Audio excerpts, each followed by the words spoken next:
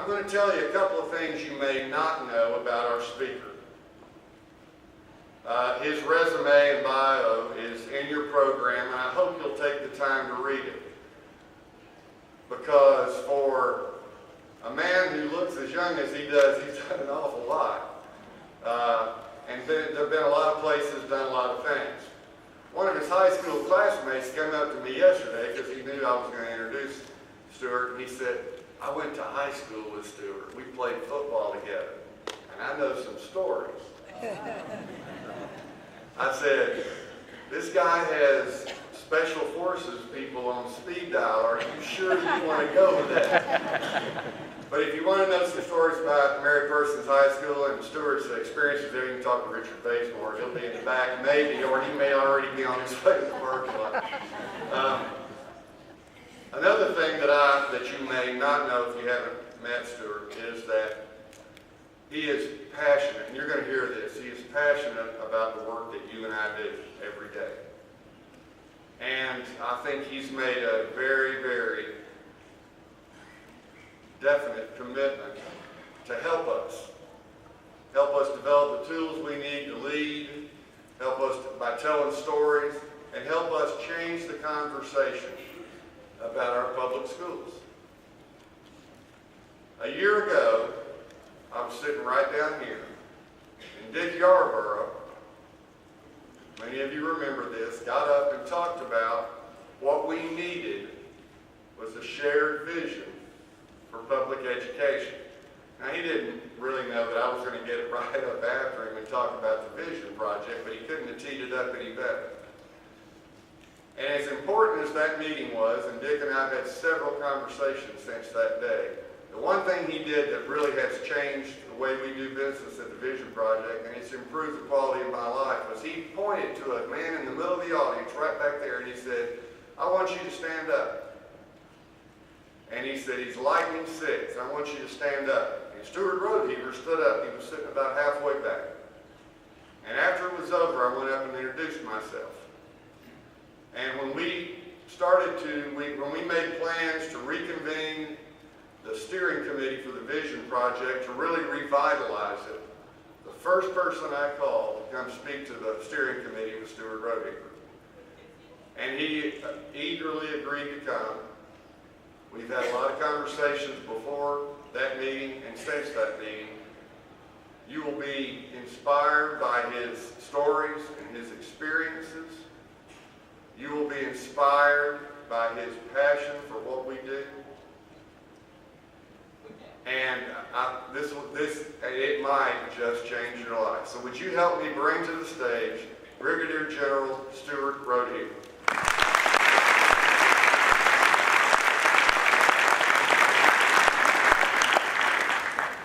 All right, good morning, good morning. You know, I'm a little concerned about standing behind a podium because you know what we call people who stand still in the Army? A target.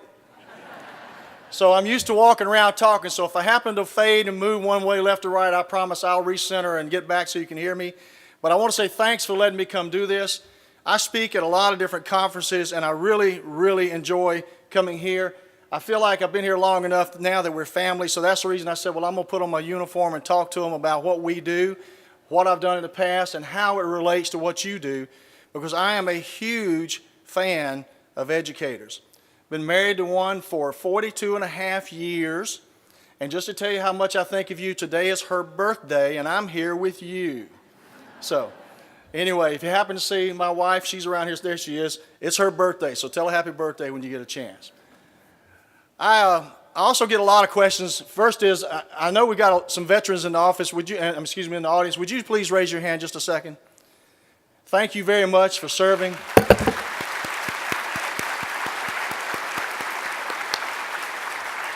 We've got a great tribute to soldiers down the hall. If you have not taken time to go see that, please do. Unfortunately, some of those were soldiers who served for me in several different places. So it brings to heart the price that people pay for us being able to do this. I also spoke to the Southeastern School Board Association just a few weeks ago. Were there any people here that were at that meeting also? If you were at the School Board Association, please raise your hand. Okay, thank you very much. And then the last question I always ask, was there anybody here who served with me in the Army or in any of the places that I served in North Africa, Middle East?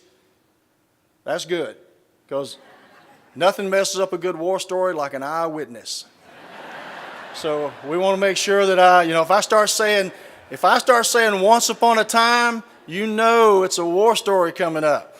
But here in the South, we don't say once upon a time. What do we say? You ain't going to believe this. There you go. All right. I'll try not to do too many war stories.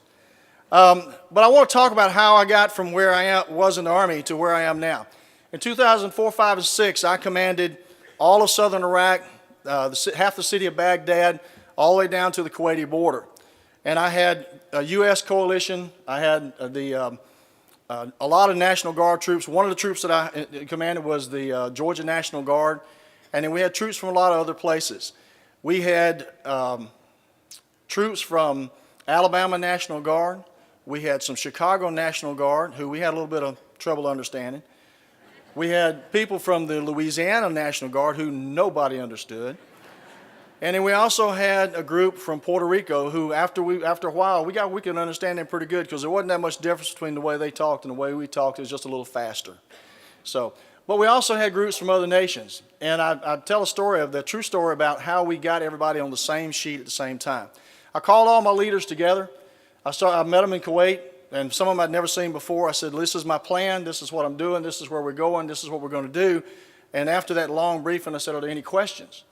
And most of them said, no, sir, we got it. They saluted, they walked out, except one command British sergeant major. The Britons are different. They don't just walk up and talk to you. They stomp their feet, they salute backwards, and they yell.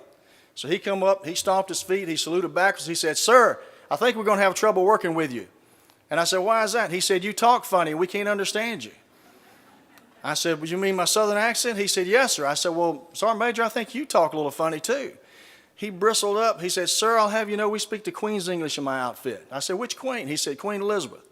I thought about it a minute. I said, let me tell you something. We speak the King's English in my outfit. And he said, which king?